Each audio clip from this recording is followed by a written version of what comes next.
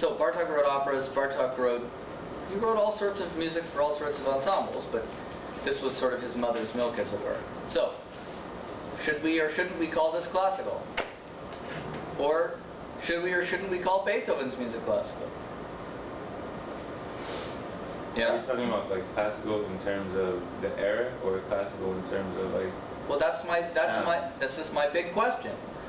Okay, why would some people call Bartók Romanian dances classical? Why would they call it that? Yeah? I guess you can't produce it without the sheet music or something. You can't produce it without the sheet music. Okay, well that's I never thought about that point. I suppose that's definitely true. There's probably some other music that you can't produce without the sheet music either. I'm thinking something like music for film, for example, right? Has to be composed and written down and then handed to the orchestra. Though I suppose now, with computers making a lot of the music, that's not true. There doesn't actually have to be any sheet music. So yeah, I think that's a fairly good example. All right, why else? I mean, really, you guys aren't really, I think, connecting to the idea of the sound here. Okay? Pretend you know nothing about this piece of music. You're telling me you're not going to call that classical music?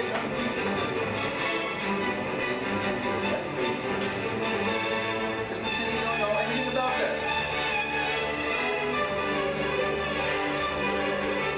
It could be written by a Russian, it could be written by an American, right?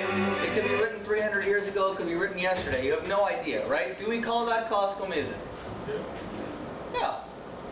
Almost everyone would. Now the question is why?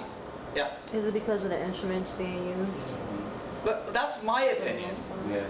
That's frankly my opinion. Is as long as there's a string orchestra playing, it doesn't matter what they're playing, you're going to call it classical music. Right? Or if there's a solo piano playing, as long as it's not playing jazz, which maybe you can actually distinguish, okay, for various reasons, which, you know, depending on your experience with jazz, you're probably going to call that classical music. Whether it was written in 1750 or whether it was written yesterday. I mean, I could sit down and I could improvise for you, probably, if it were a good day. I could probably improvise for you a sonata in the style of Mozart. Okay, a lot of pianists could. I'm not saying I'm special in any way. Okay, a lot of good pianists could do that. And we just make it up right on the spot. Would you call that classical music? What do you think you would do if I didn't tell you what it was? I sit down and I improvise something that sounds like Mozart. What are you going to call it? You're going to call it classical music. But I'm just improvising. Am I classical? I don't think I'm wearing a wig. Okay. Yeah, I mean, I don't really think that you would consider me classical if you ran into me on the street. I mean, maybe you don't like the way I dress, but I don't think you'd call me classical. Whatever that happens to mean to you. Okay, now what about the word normal then? I mean, how is this normal or not normal?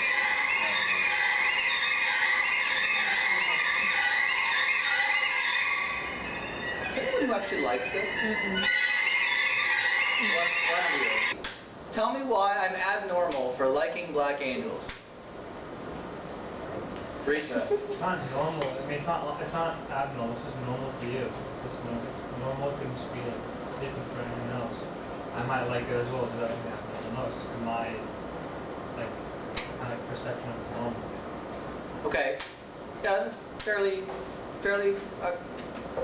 general way of putting it. Sure. So what about if I said it's abnormal for the time? In this case, this is abnormal for. It's innovative, but normal is the wrong word for us. But this is so innovative that it's so outside of everything else that we hear. Okay, innovative by whose standards? I mean, since you have the background of the thing. The majority. Majority of what? Or what is popular, pretty much. What is what is more accessible to a majority of people, as in it doesn't... Majority of people being who? I mean, trying to put Bartok in context of time and place. I mean, you know where he's from, and you presented that, and some of you were in the room. So, in terms of normal, in terms of Bartok's time and place, this is, what are they used to listening to? Yeah? Folk? Person? Okay, but that isn't the audience. I mean, this is a piece written down, okay, for an instrument which is fairly expensive. The piano is pretty expensive, actually, especially a good one, okay? And most of the time is performed in what context? At a concert. At a concert. Okay, so this would be normal. I guess the normal standard would be what then? What would you likely to hear in the early 1900s at a piano concert? Somebody says, I'm putting on a piano concert. What are they likely to play? Bach. Probably more. Beethoven was probably more popular. The Romantics were probably a lot more popular in the 1900s. There was actually a sort of a resurgence of Bach. Bach was sort of unplayed for about 100 years. And about by 1900, people might be playing a lot of Bach. Sure. Okay. So, what Maggie is saying is this is innovative or different than that body of music, right? Okay, so that's one way of saying normal. But let's now go back to the folk people, because you mentioned the folk people, okay? So what are the folk people listening to? The people in this picture. Listening to each other play, not going to a concert or anything. They're just, when they have their festivals or something, they just come out and they play on homemade instruments. Yeah, I think you might even be elevating it too much. Do these people look like they go to concerts? Now, let's talk about the reasons these people don't go to concerts. And maybe another question in relation to that is, what is music for these people? What is the purpose? The people who lived in Budapest, who are city folk, who were able to go to concerts because they were all around them, okay? Because they could afford pianos, right? Those people, for the norm, going to a piano concert was, fairly normal. For a lot of people, not just for rich people, okay? Poor people went to piano concerts too. So, what about these people? Well, these people are just not educated. Okay, they're not educated, which means what? They're not surrounded by cultural influences. Okay. Low social status and class. Okay, and we're being quite judgmental toward the poor people, aren't we? Yeah? They just don't have access to it. They don't live in cities. They don't have access to it because they don't live in the cities. That's one really big part of it. That's one really big part of it. And when you say they're not educated, I think that's sort of what you're referring to. Not so much that they didn't go to school, they don't know how to read or write, but which is quite possible, actually. It's quite possible they didn't go to school and they don't know how to read or write. But what do they do know how to do? Clap hands. Say again? Clap hands. Okay, clap hands. Look, does anyone know what that is? You failed to mention this, which I was disappointed about. Yeah. Is it a gramophone? Yeah, it's a gramophone. It's a very early recording device. Okay? And what is the person who has his back to us doing? Yeah? She's singing. Yeah. You see anyone with instruments here? No. Not a single person with instruments. Okay? Now that doesn't mean folk people didn't play instruments, because surely they did. Okay? But, so what is my point? These people don't have instruments, so then let's relate to the question, what is music for to these people? Yeah? This is their leisure. This is what they do in their free time. Okay. I was going to say more like communal gathering, entertainment. Okay. Yeah, I mean, probably a lot of these songs are, if you look at the titles of the songs, and again, this is yet another example of somebody taking music that's sort of, just sort of out there and folk, has a use in terms of a dance, right? And stuck into the context of concert music, right? This music is imitative of dance, but not meant to be danced to, right? So we have a dance called horn dance of moderate tempo. What do you think the horn dance is for? Use your imagination, guys. Yes. Say again? The horn. Okay, the horn. Yes. let's put it in context. What the horn doing what and for what? Yeah. Maybe a funeral? Okay, maybe a funeral since it's a moderate tempo, sure. Wasn't the horn something used to call people to... Between mountaintops. Yeah, that's what it was used for in Switzerland, at least, and it's very likely that it was also used this way in Romania, because I'm pretty sure, I've never been to Romania, but I'm pretty sure it's a fairly mountainous country. Okay? What about the polka? What is a polka? Yeah? Dance. A very fast dance, right? Which happens to be a two-step, which is, by the way, the reason why it's very interesting that this music seems to constantly shift between 2 and 3. Where is it? That's, oh, I can't find it. There we go. So that music constantly shifting between 3 and 2, right? It's kind of a polka with a limp or an extra leg or something, right? Because instead of going 1, 2, 1, 2, and everyone's dancing, he throws these bars of 3, 4 in. I mean, you'd be pretty confused if you try and dance to this, right? Okay.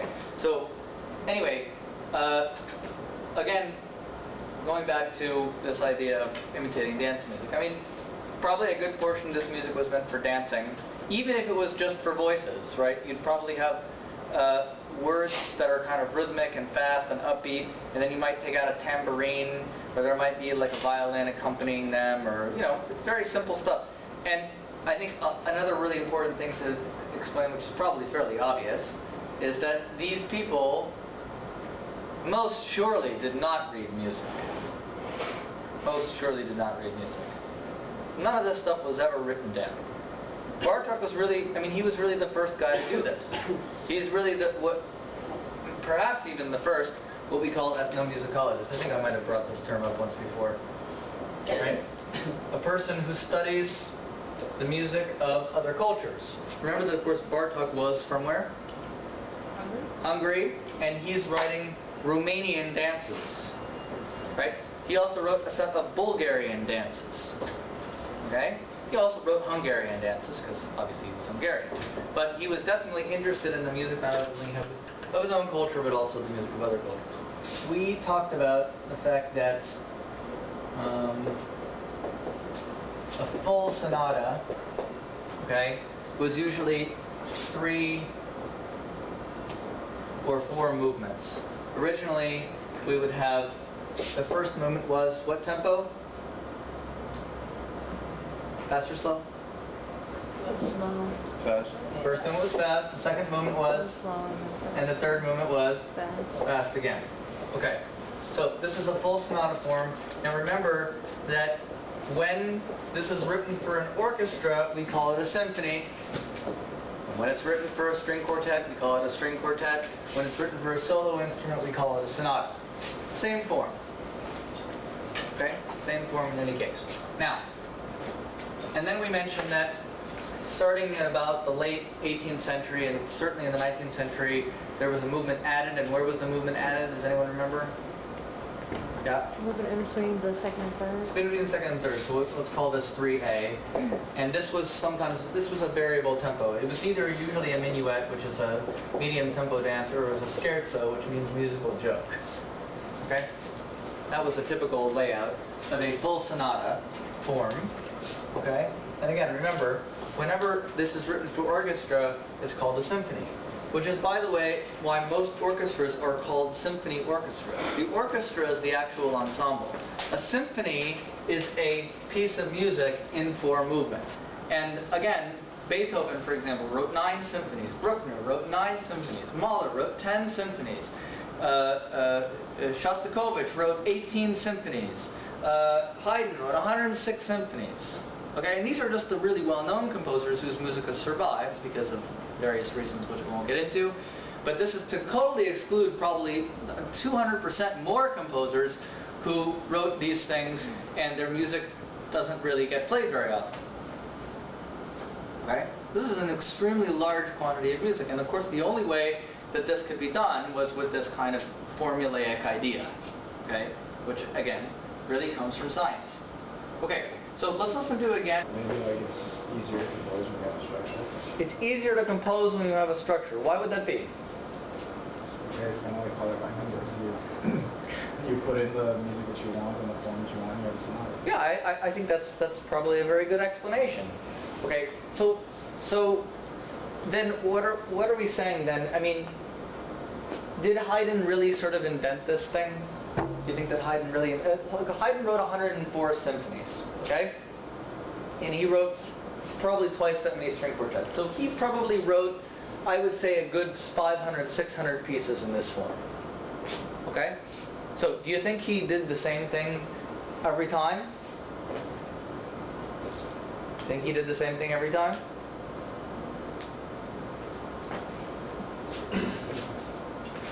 Okay, put your hands down. How about this question? I haven't really told you anything about Haydn, but let's just say he was fairly well known in Austria in the circles in which he ran. So do you think that other people heard Haydn's music? Other composers? Okay? And what did you think they thought of his ideas? Yeah? They liked it, which means that they did what? Copied it. And then that composer was probably in a place where even more composers heard it. And what do you think they thought about it? Same thing. They liked it. Okay? We're talking about an exponential growth of an idea here. Just like any other movement, artistic movement. Okay? Except this artistic movement wasn't about sort of aesthetics considerations like, we're going to write a piece about God. Okay? Which is what the church wanted. Or we're going to write a piece about, the suffering of mankind. Okay? Which is what the Romantics did. These guys in the 18th century, as we talked about, what was sort of the new interesting thing? Say again? Science. This is an incredibly scientific idea, if you think about it. Right? That you take a structure, a sort of color by numbers sort of thing, right? And the structure is already defined for you, and then you can be as creative as you want within the structure, as long as you have a first and second theme. I just mentioned, for example, that, of course, Beethoven extended the coda to such an extent that the coda actually became longer than the development section. Do you think this was true of Mozart, who came 50, 75 years before him? You don't have your hand up. Is that true of Mozart, that the coda was longer than the development section? Probably not. In fact, actually, sometimes Mozart really didn't even have a coda at all. Okay? And Beethoven liked the coda so much that he started making it sort of like a second development section or longer than a development section. Okay? There's a coda in a Brahms symphony that actually has 3 entire parts to it. Okay? Yeah? Is the coda necessary in a full sonata? Or in any movement? There's a lot of sonatas which have really no coda whatsoever. I mean, the coda really you sort of just go from the second theme and the recap, and you kind of play a couple of chords, and that's over. Right? I mean, those are quite short pieces. Certainly in a sonata that lasts, say, 2.5 minutes, which are very, very common, especially in piano pieces and stuff like that, you really don't have much time for a coda. Because the piece itself is quite short. You want to make a piece short, and you want to make the structure clear. The structure, right? I mean, you can do that in 2.5 minutes. So the 2 terms to know here are tonic, which has the related term tonality and scale, and the related term key.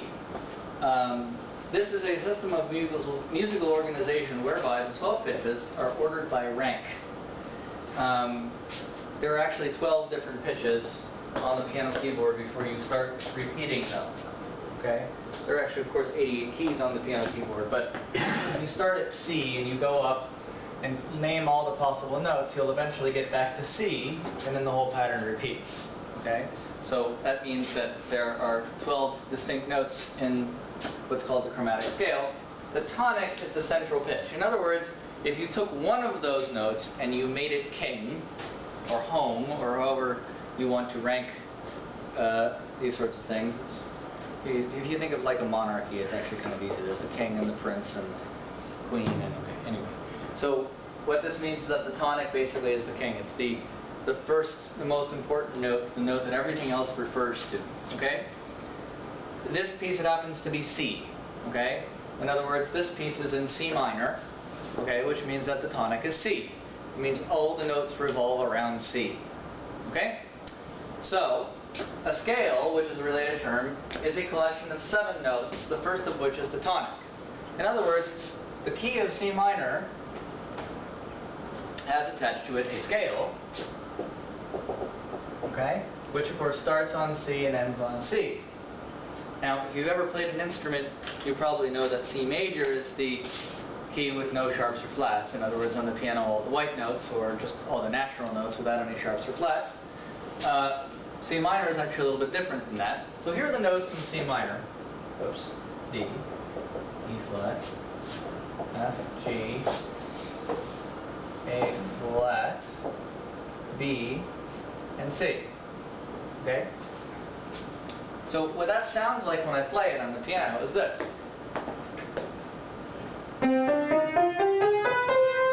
Okay, that's the scale. So what does this mean? I mean, it doesn't mean that all the music just follows scales like this all over and over again. What this really is a collection of notes. It takes the 12 possible notes, right? And then it instead makes the entire music out of these 7. Okay? There's an 8th one here, but it's the same as the first one, right? So, what does that mean? It means we can actually number these, right? And there's a hierarchy, right? Which was the most important? The king? C. C, right? The second most important is what's called the dominant, okay, which is 5. And in the minor key, the third most important. So this is the king. This is the queen. Never actually made the king-queen analogy before. That's pretty good, actually. And this would be the prince. Okay. All right. Actually, if this were a major key, it would be F. That would be the prince. There's some slight differences between the two.